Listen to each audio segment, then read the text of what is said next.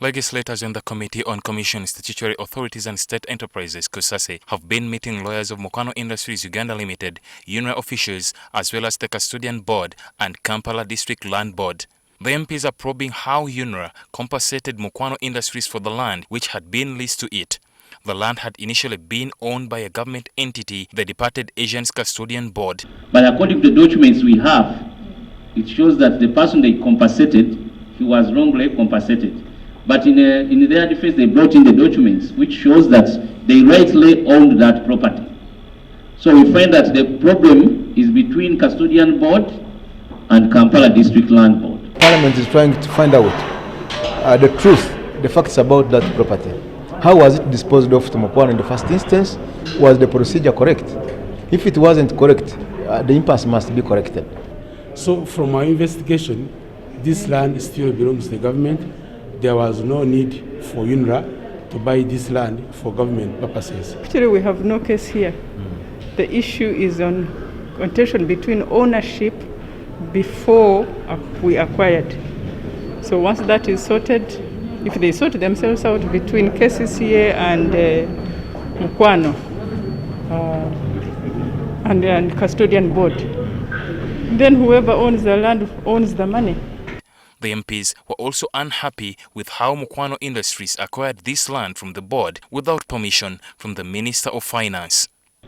In the premises, or what is before us now, shows a process that did not consider or that did not pass the test of the law in acquisition of good title.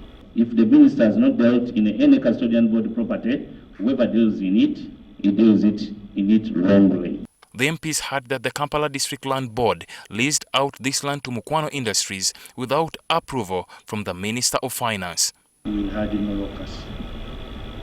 Basically, because if it is gazetted for disposal, it must go through that process of disposal. Then subsequently, the person allocated or the highest bidder would come to us and will be managed. According to Mukwano Industries, it is in contempt for this committee to probe such a matter and have sought redress in court. We are seeking orders quashing the proceedings insofar as they relate to their property, because we believe they do not arise out of the audited reports of the Attorney General, of the Auditor General. There is no way a property that was disposed of 30 years ago can be featuring in the audited reports of the Auditor General. According to today's chairperson Ibrahim Kasozi, such inconsistencies are responsible for delays in executing government projects. The project has delayed, but is delaying on the government land. But because those people, those who are handling different responsibilities in different sectors, they want to eat money themselves. The available documents show that Mukwano acquired the land at only 4 million shillings, making a huge profit after compensation.